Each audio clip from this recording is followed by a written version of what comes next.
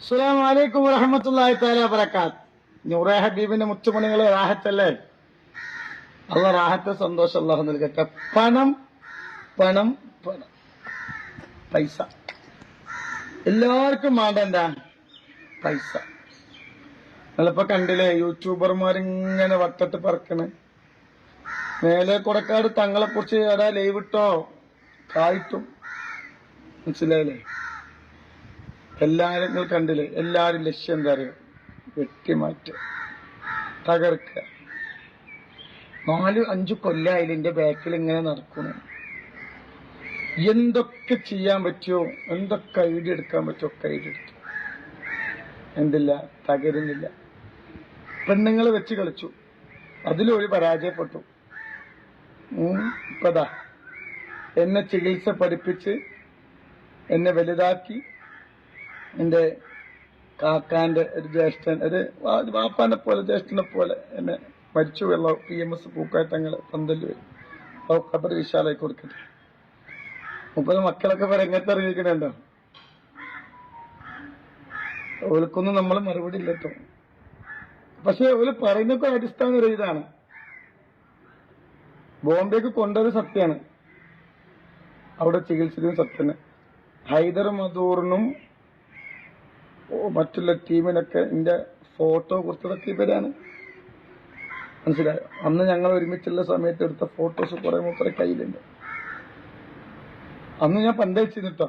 പന്തളി ചെറുപ്പത്തിൽ എന്റെ എപ്പോഴും കഴിക്കാൻ പോകും. പന്തളിച്ചങ്ങൾ വീട്ടിലേക്ക് ടീമിലാച്ച് നമ്മൾ വരും.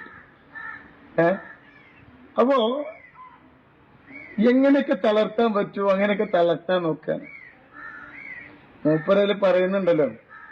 എന്താ അറിയോ? ഞാനൊരു പെണ്ണിനെ കണ്ട് ഇഷ്ടപ്പെട്ടാൽ ആ പെണ്ണിനെ സ്വന്തമാക്കാൻ ഏതറ്റം വരെ പോകുന്നു.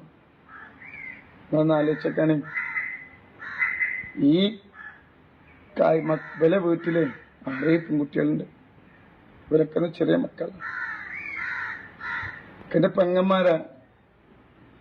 അങ്ങനത്തെ ഒരു കണ്ണു കണ്ടോ മനസ്സോ ഞാൻ ഓലി കണ്ടിട്ടില്ല. ആ വീട്ടിൽ ജനിച്ചു വളർന്നാണ് ഞാൻ. മനസ്സിലായില്ലേ?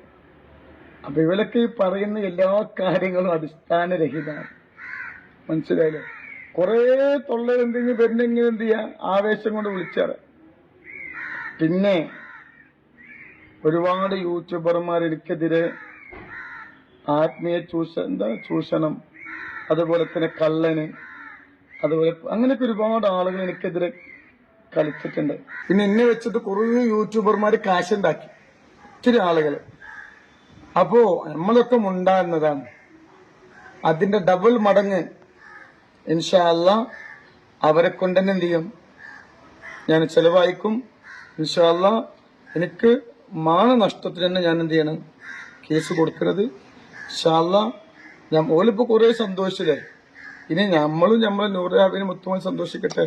മടിയിൽ കണല്ലെങ്കിൽ എന്തിനാ, എന്തോ ചൊല്ലില്ലേ, നമ്മൾ ആരെയും പേടിക്കണ്ട. ഒരു ആത്മീയ ചൂഷണം നടത്തിയിട്ടില്ല, ഒരാളെ വഞ്ചിച്ചിട്ടില്ല, ഒരു തെറ്റ് ചെയ്തിട്ടില്ല. ഓക്കെ, ഇൻഷാ അല്ലാഹ് അവർക്കെതിരെ നിയമ നടപടി സ്വീകരിക്കുകയാണ്. എല്ലാവർക്കും ഇൻഷാ അല്ലാഹ് അടുത്ത തന്നെ എന്ത് ചെയ്യും, വക്കീൽ നോട്ടീസ് കിട്ടും. ഞാൻ ആരതാ മുതൽ കട്ടിക്കണ്, ഞാൻ ഏത് ആത്മീയ ചൂഷണ ചെയ്തിക്കണ്, അതൊക്കെ എന്ത് ചെയ്യേണ്ടി വരും, തെളിയിക്കേണ്ടി വരും. എനിക്കൊരുപാട് നഷ്ടങ്ങൾ ഉണ്ടായിട്ടുണ്ട്. അത് ഞാൻ കോടതിയിൽ ഞാൻ വക്കീലോട് സംസാരിച്ച് ഇൻഷാ അല്ലാഹ് വേണ്ട നടപടി ഞാൻ സ്വീകരിക്കും. എനിക്കെതിരെ ആരൊക്കെ കളിച്ചോ ഓർക്കുള്ള പണി ഞങ്ങൾ കൊടുത്തു തുടങ്ങാണ്. ആര് കളിച്ചോ എനിക്കെതിരെ ആരൊക്കെ ഇട്ടോ ഇൻഷാ അല്ലാഹ് അവർക്കുള്ള കളി ഞാൻ തുടങ്ങാണ് ഇൻഷാ അല്ലാഹ്. പിന്നെ വെട്ടി മാറ്റാനുള്ള വ്യാമോഹമാണെങ്കിലും നടക്കില്ല. എല്ലാവരും ലക്ഷ്യം തകർക്കുക എന്നാണ്, തകർത്തെറിയണം, തരിപ്പണാക്കണം. നടക്കൂല. എനിക്ക് ലൈവും അതുപോലെ തന്നെ എന്റെ സ്വലാത്ത് മതി. അല്ല എന്റെ വീട്ടിലേക്ക് ചികിത്സക്കാരും വരണ്ട, ആടിന്റെ വീട്ടിലേക്ക് ചുരുക്കം അങ്ങനെ കായ് വേണ്ട. മനസ്സിലായില്ലേ?